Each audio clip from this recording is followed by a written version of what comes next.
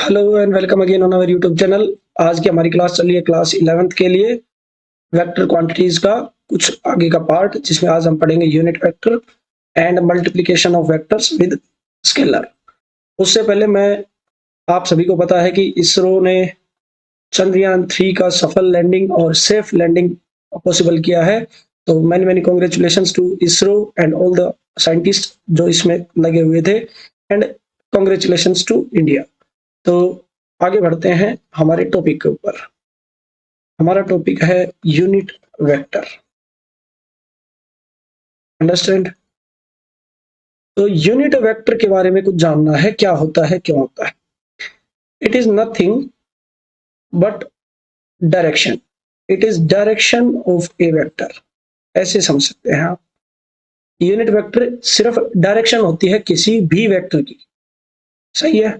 जैसे मैंने कह दिया वर्टिकली डाउनवर्ड, तो क्या ये डायरेक्शन है? बिल्कुल। तो डायरेक्शन को ही क्या कहते हैं? Unit vector. तो क्या ये यूनिट वेक्टर है? बिल्कुल। मतलब ये एक ऐसा वेक्टर है जिसके पास सिर्फ और सिर्फ डायरेक्शन है, मतलब कोई मैग्नीट्यूड नहीं है।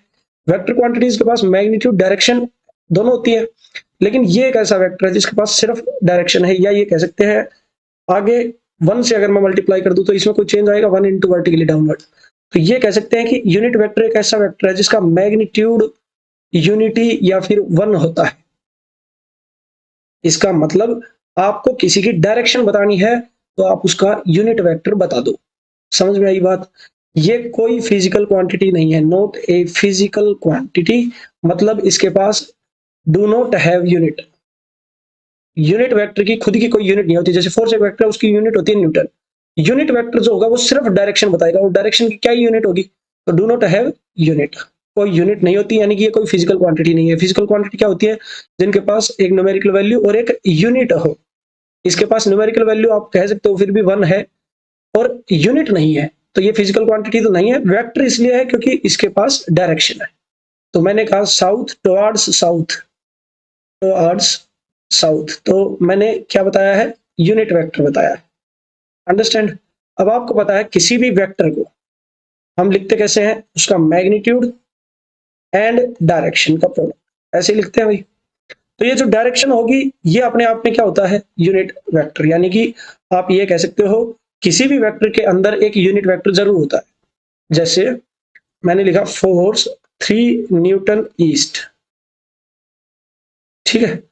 3 न्यूटन उसका मैग्नीट्यूड है और ईस्ट उसकी डायरेक्शन है। तो ईस्ट क्या बता रहा है? डायरेक्शन। यानी कि ईस्ट अपने आप में एक यूनिट वेक्टर है, और फोर्स के अंदर एक मैग्नीट्यूड है और एक यूनिट वेक्टर है। यूनिट वेक्टर का मतलब डायरेक्शन, डायरेक्शन का मतलब यूनिट वेक्टर। अंडरस्टैंड। तो यूनिट वेक्टर अलग से नाम दे दिया गया डायरेक्शन को, तो इसको रिप्रेजेंट करने का तरीका भी होता है। जैसे वेक्टर ए को रिप्रेजेंट करते हैं ऐसे, मैग्नीट्यूड को रिप्रेजेंट करते हैं, उसको मोड़ लगा देते हैं। ऐसे ही यूनिट वेक्टर को रिप्रेजेंट करते हैं, अगर वेक्टर ए है तो ए और उसके ऊपर ऐसा कैप लगा देंगे। समझे बात? जैसे कोई भी वेक्टर है, सपोज कीजिए वेक्टर वी है, तो वेक्टर है तो उसके पास उसका मैग्नीट्यूड होगा जिसको हम रिप्रेजेंट करते हैं इससे, और उसके पास उसकी डायरेक्शन होगी, तो डायरेक्शन को हम रिप्रेजेंट करते हैं यूनिट वेक्टर से, तो डायरेक्शन। अंडरस्टैंड। यानी कि ये एक वेक्टर वी है जिसका मैग्नीट्यूड है modulus of vector v, and direction है वी कैप, इसको पढ़ते हैं कैप। तो ये रिप्रेजेंटेशन है किसी भी यूनिट वेक्टर की। अंडरस्टैंड। जैसे अभी ऊपर मैंने एक एग्जांपल लिया है, force is 3 Newton east. East मैं कहूं इसमें यूनिट वेक्टर बताओ, तो ये तो आपने देख के ही बता दिया कि सर ये क्या है? डायरेक्शन ईस्ट है, तो ईस्ट है इसका यूनिट वेक्टर। ये जो रिप्रेजेंटेशन मैंने अभी आपको बताई है, इससे ही मैं आपको फॉर्मूला बता सकता हूँ यूनिट वेक्टर का। देखिए यहाँ पे प्रोडक्ट हो रहा है मैग्नीट्यूड और डायरेक्शन का, तो अगर मेरे को सिर्फ डायरेक्शन लिखनी है तो ये प्रोडक्ट में ये उधर जाएगा तो वेक्टर से डिवाइड हो जाएगा क्या उसका मैग्नीट्यूड? बिल्कुल। तो जब भी मेरे को यूनिट वेक्टर निकालना है तो मुझे वेक्टर को उसके मैग्नीट्यूड से डिवाइड कर देना है। जैसे इस केस में ही देख लीजिए, फोर्स है 3 न्यूटन ईस्ट, आपको पता है ईस्ट डायरेक्शन है तो ईस्ट ही यूनिट वेक्टर होगा। लेकिन अभी समझने वाली बात क्या है वो देखिए। मैंने कहा यूनिट वेक्टर ऑफ फोर्स बताइए, यानी कि एफ कैप बताइए या फिर यूनिट वेक्टर बताइए फोर्स का, जो कि क्या होगा सर? फोर्स डिवाइड बाय उसका मैग्नीट्यूड। ये कहां से आया? बस फोर्स की रिप्रेजेंटेशन। फोर्स के अंदर क्या होगा? एक उसका मैग्नीट्यूड होगा, एक उसकी डायरेक्शन होगी। ऐसे तो रिप्रेजेंट करते हैं हम। बेसिक डेफिनेशन वेक्टर यही तो है। उसका मैग्नीट्यूड और उसकी डायरेक्शन। तो यहाँ से डायरेक्शन निकालनी है तो इसको डिवाइड में भेज दिया। तो देखिए एफ कैप क्या आया, फोर्स कितना है 3 न्यूटन ईस्ट है, कंप्लीट फोर्स को पुट किया, डिवाइड बाई फोर्स का मैग्नीट्यूड कितना है, सिर्फ 3 न्यूटन है तो 3 न्यूटन, 3 न्यूटन से 3 न्यूटन कैंसिल आउट, तो क्या बचा, ईस्ट बचा क्या। यही तो मैंने कहा था कंसेप्ट से कि जो डायरेक्शन होती है वो यूनिट वेक्टर होता है। तो इसका मतलब ये हुआ कि इस फोर्स का यूनिट वेक्टर है ईस्ट, या आप कह सकते हो इस फोर्स का यूनिट वेक्टर है 1 इंटू ईस्ट, 1 यूनिट मल्टीपल। तो यानी कि अगर मैं रिप्रेजेंट करना चाहूं इस फोर्स को तो ये है 3 न्यूटन, अंडरस्टैंड। और इधर अगर ईस्ट डायरेक्शन है, कौन सी डायरेक्शन है ये, ईस्ट, तो ये है 3 न्यूटन। इसी के ऊपर अगर मैं इसका यूनिट वेक्टर मेजर करना चाहूं तो ये होगा यूनिट लेंथ का, यानी कि 1 न्यूटन लेंथ का ईस्ट की तरफ, अंडरस्टैंड। ये 1 न्यूटन का जो वेक्टर आया है, या फिर यूनिट लेंथ का, न्यूटन सॉरी, यूनिट लेंथ का जो वेक्टर आया है, इस वेक्टर को क्या कहेंगे, यूनिट वेक्टर। कि इसका मतलब क्या हुआ कि इस डायरेक्शन में 3 न्यूटन फोर्स है, डायरेक्शन क्या बताई, 1 न्यूटन, 1 यूनिट वेक्टर ने बताई, अंडरस्टैंड। ईस्ट किसने बताया, ईस्ट बताया यूनिट वेक्टर ने, और 3 न्यूटन बताया मैग्नीट्यूड ने, अंडरस्टैंड। एक वेक्टर का यूनिट वेक्टर क्या होता है, उसी वेक्टर की तरफ जाने वाला यूनिट डिस्टेंस तक की डायरेक्शन। और अच्छे से क्लियर हो जाएगी अभी थोड़ी सी देर में, देखिए। जैसे मैंने कहा कि if a boy is running with velocity, या फिर आप कह दो with speed, a boy is running with speed 20 metre per second north, understand. तो इसको क्या लिखेंगे हम, स्पीड विद डायरेक्शन है जो कि वेलोसिटी होती है, तो वेलोसिटी एक वेक्टर क्वांटिटी होगी, उसका एक मैग्नीट्यूड होगा और उसकी एक डायरेक्शन होगी। तो मैग्नीट्यूड है सर उसका 20 और डायरेक्शन है उसकी नॉर्थ, तो 20 metre per second north, understand.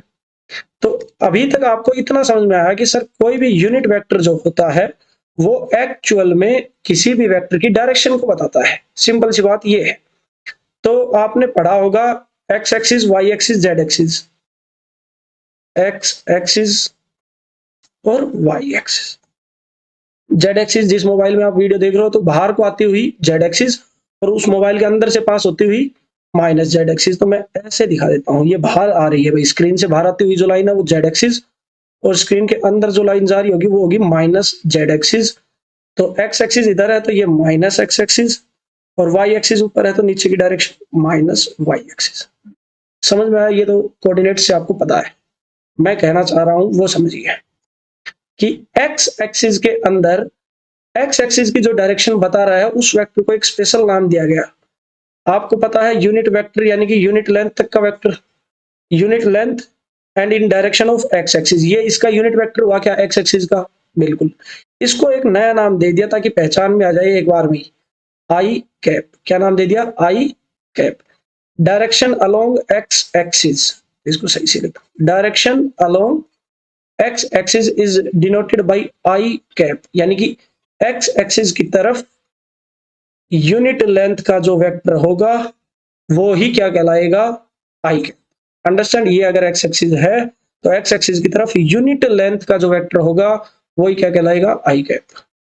Direction along y axis, इसको भी नाम दिया गया है जे कैप। इसका मतलब वाई एक्सिस के अंदर जो यूनिट लेंथ का वेक्टर होगा, यूनिट मतलब 1, यूनिट लेंथ का जो वेक्टर होगा, यानी कि वाई एक्सिस के अंदर डायरेक्शन बताने वाला जो वेक्टर यूनिट लेंथ का होगा उसी को क्या कहेंगे, जे कैप, अंडरस्टैंड।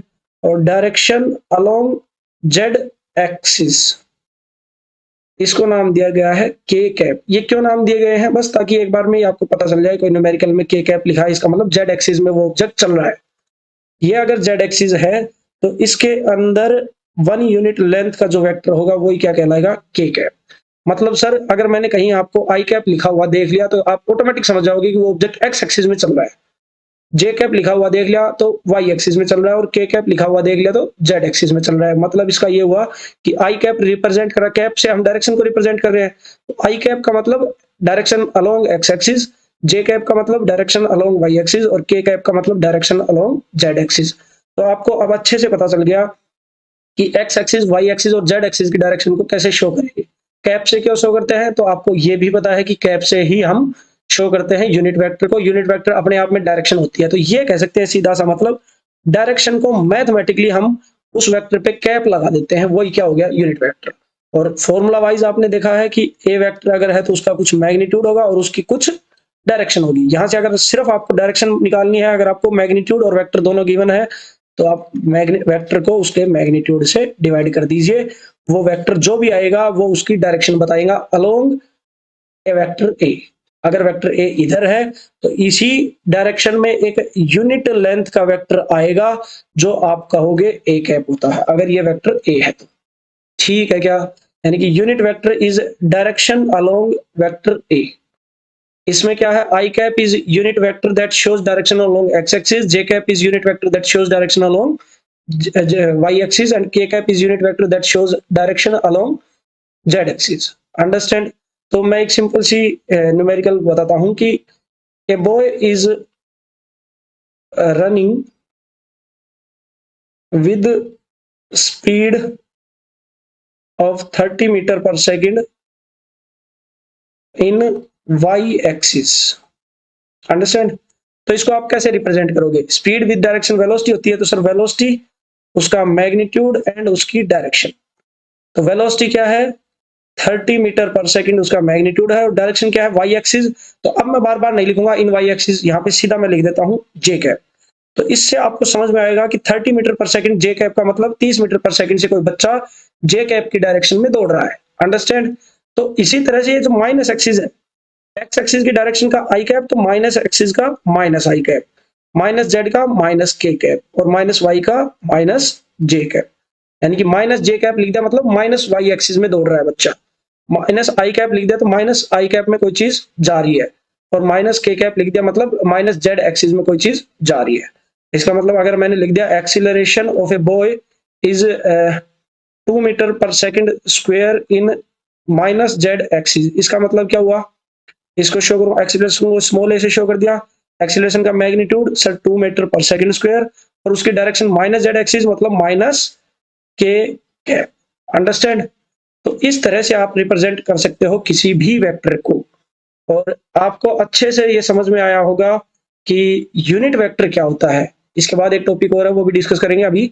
तो यूनिट वेक्टर सिर्फ डायरेक्शन बताता है, और किसी भी वेक्टर को रिप्रेजेंट कैसे करते हैं, उसका मैग्नीट्यूड और उसका यूनिट वेक्टर या फिर उसकी डायरेक्शन। यानी कि ये जो ए कैप है ये यूनिट लेंथ का वेक्टर होगा, और किस डायरेक्शन में होगा, जिधर वेक्टर ए होगा। अगर वेक्टर ए इधर है तो इसी डायरेक्शन में, एक सेकंड, हाँ, इसी डायरेक्शन में यूनिट लेंथ का जो वेक्टर होगा उसी को हम कहेंगे ए कैप, अगर ये वेक्टर ए है। अंडरस्टैंड? सिंपल सी बात यह है कि यूनिट वेक्टर कोई फिजिकल क्वांटिटी नहीं होती, इसकी कोई यूनिट नहीं होती, ये सिर्फ और सिर्फ डायरेक्शन को बताते हैं, और इसको हम कैप से डिनोट करते हैं। किसी भी नंबर के ऊपर आप न्यूमेरिकल सिग्निफिकेंस के ऊपर आप कैप लगा दोगे तो वो क्या हो जाएगा, यूनिट वेक्टर। किसी भी अल्फाबेट, किसी भी वेक्टर के ऊपर आप कैप लगा दोगे तो वो क्या हो जाएगा, यूनिट वेक्टर। मतलब रिप्रेजेंटेशन का तरीका है, आपको देखते पता चल जाए कि ये यूनिट वेक्टर है। और इन दो एग्जांपल से मैंने आपको बहुत अच्छे से बता दिया कि कैसे आप पढ़ेंगे अब आगे। तो मतलब अगर मैंने आपको कह दिया 2 आई कैप, अगर ये लेंथ है 2 मीटर आई कैप, अगर मैंने कह दिया कोई वेक्टर है, तो इसका मतलब क्या हुआ कि वो वेक्टर एक्स एक्सिस के अंदर 2 मीटर लेंथ का है, उसकी डायरेक्शन कौन सी होगी, एक्स एक्सिस। मेरे को कैसे पता चला एक्स एक्सिस है, मैंने आई कैप को चेक किया। आई कैप क्या होता है, यूनिट वेक्टर इन एक्स एक्सिस, तो एक्स एक्सिस की डायरेक्शन और 2 मीटर उसकी लेंथ मैग्नीट्यूड। अंडरस्टैंड? तो आई होप आपको यूनिट वेक्टर क्लियर हो गया होगा। इसका एक फिजिकल सिग्निफिकेंस मैं जब आपको एडिशन समझा दूंगा तब एक बार प्रूफ करके दिखा दूंगा कि इसका जो मैग्नीट्यूड होता है वो यूनिटी होता है, तब आपको और अच्छे से क्लियर हो जाएगा। आज आपको थोड़ा बेसिक समझ में आ गया होगा इसके बारे में। अब हम देखते हैं multiplication with scalar of A vector. मतलब कोई एक वेक्टर क्वांटिटी है और उसको मैंने, ये है वेक्टर ए, और उसको मैंने एक स्केलर से मल्टीप्लाई कर दिया। Let's say lambda is scalar. Lambda कोई भी नंबर हो सकता है, स्केलर मतलब जिसके पास डायरेक्शन ना हो, कोई भी न्यूमेरिकल नंबर जो नंबर लाइन पे है आप उठा सकते हो। तो इसमें दो केस बनेंगे। पहला केस ए डॉट लैम्बडा होगा। ए को लैम्बडा से जब आप प्रोडक्ट करोगे तो कोई नया वेक्टर आएगा। देखो ए का मैग्नीट्यूड लैम्बडा से मल्टीप्लाई हो जाएगा, वेक्टर की जो डायरेक्शन वो एज इट इज रह जाएगी, तो एक नया वेक्टर मिलेगा। पहली बात, अगर ये लैम्बडा आपका पॉजिटिव है, ये लैम्बडा आपका पॉजिटिव है, तो वेक्टर ए और वेक्टर बी में क्या रिलेशन होगी, दोनों रहेंगे पैरेलल टू ईच अदर। और अगर ये लैम्बडा आपका नेगेटिव है तो वेक्टर ए और वेक्टर बी एक दूसरे के एंटी पैरेलल रहेंगे। ये दो केस बनते हैं। जब भी किसी वेक्टर को उसके किसी स्केलर से मल्टीप्लाई किया जाएगा तो एक नया वेक्टर आएगा, क्योंकि जो नया वेक्टर आया है, वेक्टर कब चेंज होता है? जब उसका मैग्नीट्यूड चेंज हो जाए और उसकी डायरेक्शन चेंज हो जाएगी। तो जैसे लैम्बडा से मल्टीप्लाई करोगे उसका मैग्नीट्यूड चेंज हो जाएगा तो नया ही वेक्टर बनेगा। अभी एग्जांपल से ये दोनों क्लियर कर देता हूं। मान लो वेक्टर ए है कोई 2j कैप, ठीक है, और लैम्बडा की वैल्यू है 3। कितनी है? 3। तो सॉल्यूशन देखिए इसका, वेक्टर ए को लैम्बडा से मल्टीप्लाई किया तो क्या आएगा? 3 मल्टीप्लाई 2j कैप, सही है। तो 3 2 जा 6j कैप। तो वेक्टर ए और उसको लैम्बडा से मल्टीप्लाई करने पे 6j कैप आया, मैग्नीट्यूड और डायरेक्शन है, यही वेक्टर बी हो जाएगा। कोई नया वेक्टर आया, क्योंकि 2j कैप होता तो ही तो वेक्टर ए कहलाता है। वापिस से ये नया वेक्टर आया है बी वेक्टर। तो ए वेक्टर और बी वेक्टर को कंपेयर करो आप। ए वेक्टर है 2j कैप और बी वेक्टर है 6j कैप।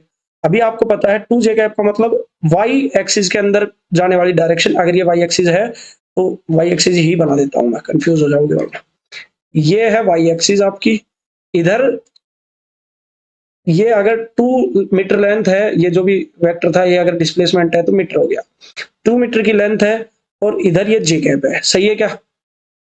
y एक्सिस में ये वेक्टर a को रिप्रेजेंट कर दिया मैंने। दूसरा वेक्टर जो हमारा b वेक्टर आया है वो इससे बड़ा आना चाहिए क्या? ऑब्वियस है, क्योंकि 6j होगा तो इससे तो बड़ा ही आएगा, जो भी आएगा इससे तो बड़ा ही बनेगा। देखिए इस साइज का बनेगा क्योंकि मैग्नीट्यूड बड़ा है इसका। तो 6 और j कैप मतलब सेम वही डायरेक्शन जिधर y एक्सिस की थी, समझे? तो सेम डायरेक्शन में दो वेक्टर्स हैं तो पैरेलल होंगे कि नहीं होंगे? तो अगर लैम्बडा पॉजिटिव है, यहाँ पे लैम्बडा कैसा है? पॉजिटिव। तो अगर लैम्बडा पॉजिटिव है तो a vector is parallel to b vector. इसको याद करने की जरूरत नहीं है, ऑब्वियस है, आना ही है। अंडरस्टैंड? दूसरा केस देखते हैं। ए वेक्टर है 2j कैप हमारा और लैम्बडा है -3, ठीक है। तो वेक्टर ए को मैं लैम्बडा से प्रोडक्ट करूंगा तो 2 प्रोडक्ट नहीं -3 प्रोडक्ट 2j कैप, तो कितना हो जाएगा? -6j cap. इसको मैं लिख सकता हूँ 6 इंटू -j कैप। तो एक मैग्नीट्यूड एक डायरेक्शन, ये एक नया वेक्टर आएगा क्या? वेक्टर बी, सही है। तो ए डॉट लैम्बडा एक नया वेक्टर तो दे दिया बी वेक्टर, और ये जो नया वेक्टर हमारे पास आया है इसको पहले वेक्टर से कंपेयर करूं। पहला वेक्टर j कैप की डायरेक्शन में था, ये है 2j कैप, और दूसरा वेक्टर -j कैप की डायरेक्शन में है, तो ये वेक्टर है 6 -j कैप। क्या ये दोनों वेक्टर एक दूसरे के ऑपोजिट डायरेक्शन में है? बिल्कुल, मतलब एंटी पैरेलल है। मतलब एक वेक्टर 2j कैप इधर है और -6j कैप वेक्टर इधर है, यानी कि 6 -j कैप वेक्टर इधर है। तो यही हमारी सेकंड प्रॉपर्टी थी कि कहां थी? जस्ट सेकंड, ये यही हमारी सेकंड प्रॉपर्टी थी कि लैम्बडा अगर नेगेटिव है तो क्या इस केस में लैम्बडा नेगेटिव था? बिल्कुल था। तो लैम्बडा अगर नेगेटिव है तो vector a is anti parallel to vector b. तो vector a is anti parallel to vector b. Understand? तो आज की क्लास में हमने देखा यूनिट वेक्टर, एक सेकंड, यस, यूनिट वेक्टर और multiplication of scalar with vector. जब स्केलर से मल्टीप्लाई करते हैं तो सीधी सी बात है एक नया वेक्टर मिलता है, और वो वेक्टर या तो पैरेलल होगा पहले वाले वेक्टर के या एंटी पैरेलल होगा पहले वाले वेक्टर के। पैरेलल कब होगा? जब आप लैम्बडा या स्केलर की वैल्यू पॉजिटिव लोगे, और एंटी पैरेलल कब होगा? जब लैम्बडा या स्केलर की वैल्यू आप नेगेटिव लोगे। सही है क्या? और यूनिट वेक्टर जस्ट डायरेक्शन बताएगा और इसको हम कैप से डिनोट कर देते हैं। और इसके बारे में थोड़ी सी चीजें हमने जानी है एक्स एक्सिस में, वाई एक्सिस, जेड एक्सिस में। और इसका एक डीप एनालिसिस या कह सकते हैं प्रैक्टिकल यूज मैं आपको जब रिजल्टेंट पढ़ा दूंगा तब एक बार दोबारा से यूनिट वेक्टर को शो कर दूंगा कि उसकी यूनिट मैग्नीट्यूड कैसे होती है। यानी कि आप, मैं कह रहा था यूनिट लेंथ जो होती है इस वेक्टर की 1 ही क्यों रहती है हर बार, तो वो बता दूंगा मैं आपको वहां पे। तो आई होप आपको बेसिक यूनिट वेक्टर और multiplication of A vector with scalar समझ में आया होगा। तो आई होप आप प्रैक्टिस कर सकते हैं। तो keep practising, till then, bye bye.